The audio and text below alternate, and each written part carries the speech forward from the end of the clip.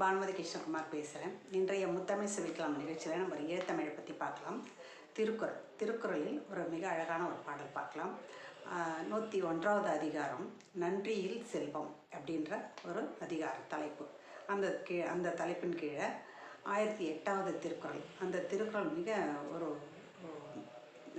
ரொம்ப எளிமையான ஒரு திருக்குறள் தான், நல்லா புரிக்கிற ஒரு திருக்குறள் தான். ஆனால் நச்சுன்னு சொல்லியிருக்காரு. அதாவது, நச்சுப்படாதவன் செல்வம் நடுவூருள் நச்சு மரம் பழுத்தற்று. நச்சுப்படாதவன் என்றால் நச்சுதல் என்றால் விரும்புதல். அந்த நச்சுப்படாதவன் செல்வம், மற்றவங்க விரும்புகிற அளவுக்கு ஒரு செல்வம் சேர்க்காதவன், விரும்புகிற அளவுக்கு நடவடிக்கைகள் இல்லாதவன், அவன் தீய வழியில் செல்வம் சேர்த்தவனாக இருக்கலாம். அப்படி நச்சுப்படாதவன் அவனுடைய செல்வம், அவன்கிட்ட இருக்கிற செல்வம் எத்தகையது என்றால் ஊருக்கு நடுவில் அதில் நச்சு மரம் பழுத்தற்று.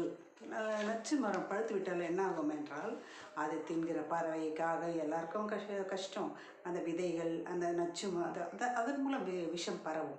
அந்த விஷத்தன்மை போகிற வர மனிதர்களுக்கும் பரவும், அங்கே இருக்கிற பறவைகளுக்கு எல்லாருக்குமே அது கெடுதி தான். அதை தான் மிக அழகாக திருவள்ளுவர் சொல்லியிருக்காரு. அந்த மாதிரி கெட்டவனிடம் இருக்கும் செல்வம் என்பது ஊராருக்கும் அதை வைத்துக்கொண்டு அவன் மற்ற கெட்ட வழிகள் தான் செய்வான், யாருக்கும் நல்ல செய்ய மாட்டான். ஏன்னா அவன் சம்பாரிச்சதே கெட்ட வழியில் தான்.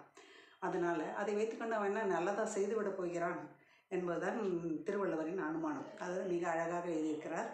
நச்சுப்படாதவன் செல்வம் நடு ஊருள் நச்சு மரம் பழுத்தற்று அப்படின்னு மிக அழகாக சொல்லியிருக்கார். ரொம்ப அழகான திருக்குறள் இல்லையா? நன்றி.